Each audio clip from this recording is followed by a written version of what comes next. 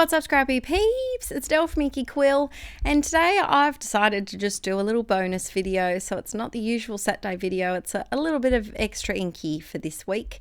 And I was looking at the papers in the June Citrus Twist Pocket Life kit, which is designed for doing Project Life, and I love them so much that I wanted to do something with them.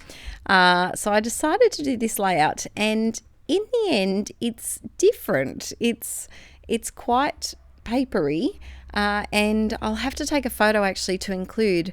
I didn't realize that when I do these layouts, I usually don't look at the page that they're going next to, because a lot of the time I use the same colors anyway, and my style's pretty continuous. Like I use gold glitter hearts and I use Hardy Shine, and actually I don't do any of those on this layout, but I use a lot of the same colors and a lot of the same products, and so my layouts on my Project Life pages next to each other in my albums do actually coordinate together quite well.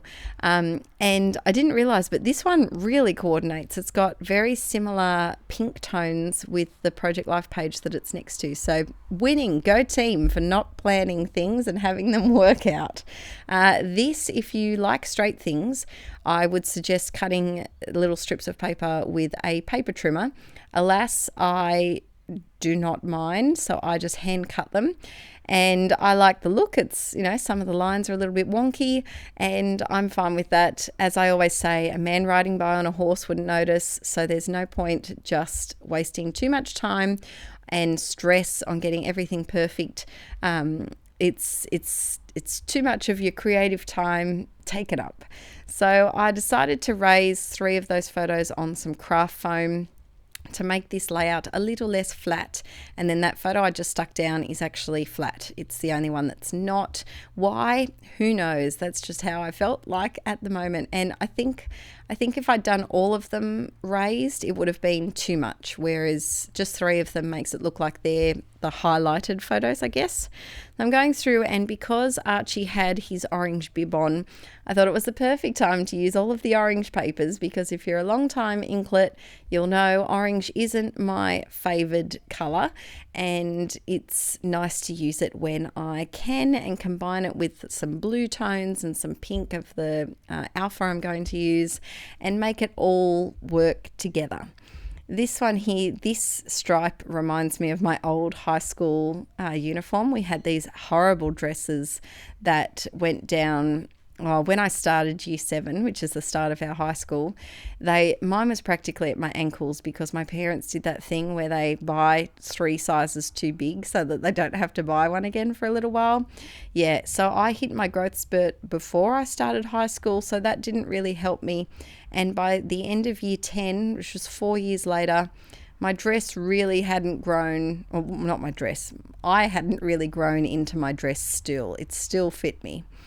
Anyway, the stripe reminds me of it because it's the exact same stripe, so I can only use it in small doses because it reminds me too much of my high school life.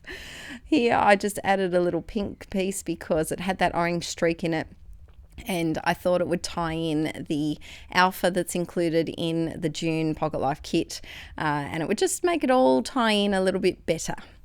This was a piece of ephemera that I've been wanting to use I did a couple of Project Life pages using this kit, and I also did a Traveller's Notebook page, which will be up on my second channel, Let's Get Inky, if you want to check that out. And I really wanted to use this piece and I didn't get a chance to, so I'm glad that I got to use it here, and it has the dark colour behind it, so it does stand out, which is good. By the way, this page is about Archie's first solids. So we do have a vlog on our Mr and Mrs Rad YouTube channel all about his first eating. He was pretty good. He had pureed carrot, which sounds delicious, and he didn't spit it out. He ate it up. I think he was just a bit confused as to what he was meant to do with it, and so I took photos, of course, as you do, being first-time parent, of his expression when Aaron had the spoon of carrot to him, and his expression was like, "Dad, what is this? Help, what do I do with it?" And I love the little look on his face. And then The other photos are when Aaron put him in his high chair for the first time. We made the high chair that day and popped him in it, and he thought he was king of the castle in that thing. Now he's not a huge fan of sitting in the high chair because we're reaching that toddler stage where we don't like to do anything that we don't want to do, and we like to be quite vocal about it. But he's pretty good. If there's food there quite quickly, then he'll tolerate it. I'm using some of these little alphas from a sticker sheet that came in the embellishment kit for June. And you know me, I do love a tiny word sticker, especially when they're a blocky kind of font. And being black, they're really versatile, and you can put them on anything, and you don't have to worry about colours matching. You'll see here that I go a little sticker crazy, and I think that was because I was not uncomfortable, but I was kind of testing new waters with this gridded paper background. It's not a technique that I usually do, and so I think I was kind of flailing a little bit and trying to figure out what to do. I had to use this sticker. It says I have no idea what I'm doing, because that's exactly what Archie's face is saying there. And then I just add more stickers down here. I just went a bit sticker crazy, but it's because they just matched perfectly, and they were pretty, and I decided to just put them on. And sometimes I think it's nice to step out of your usual thing and go a little embellishment crazy or a little sticker crazy, even if you're not completely comfortable with how it looks through the process or in the end. It's nice to give something else a try. This, I forget what it says, but this matched perfectly. It was something about optimism, or it just worked out well, because in that little high chair he's so happy. He's like, oh, this is the best, I'm up in my high chair. And then when you put the food in front of him, he's like, I didn't sign up for this part. I just want to be tall and sit in the high chair. I don't want to actually eat things. I'm just adding a couple of the gold glitter hearts, and I always try to add 3, so I'm going through and I added 2 hearts and then 1 little star there, and then I go through and add some puffy hearts. So I kind of have 3 clusters, and then my title, and then that other random sticker in the bottom right hand corner.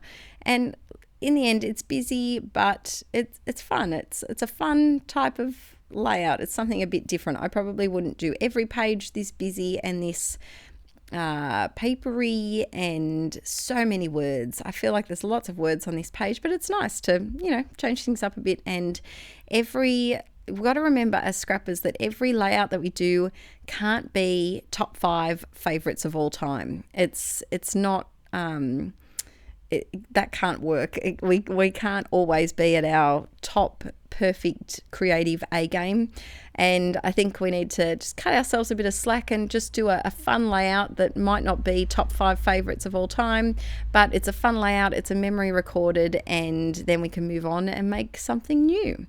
I'm just adding a doodly border to a couple of the pieces of paper because I felt like they needed something to make them stand out. I also grabbed, I forgot to say that, doilies from my stash, because I thought the title might fade into the background a little bit too much, but the doily just seemed to make it pop a little bit and make it a bit more readable. I'm not doing the doodly border to everything, just some of them. And then I realized that all of my layout is slightly too left. And so I thought, what can I do in this skinny little strip on the right hand side? Some journaling. And then I make my journaling too short, but then a couple of doodly hearts and Bob's your uncle. It's all good. We don't have to give it any more thought. I actually really love the way that the surprise journaling on the right hand side looks. It's a nice juxtaposition from all of the blocky, papery ness and the photos. Everything looks very square and angular, rectangular, blocky, and then the cursive is very free-flowing, and it changes it up a little bit. So this layout is all done. I hope you've enjoyed this little extra bonus video for this week. Don't forget to head over and subscribe to my second channel, Let's Get Inky, if you want to see my journal with me video using this kit as well. And don't forget to join in the live streams. I'm doing live streams every weekend except the one that I was in Brisbane, and all of the details are in the video on my Let's Get Inky YouTube channel, and you can head over there and see if there's a time that you can join us. Until next time, don't forget to give the video a thumbs up, and I'll see you later on. Bye.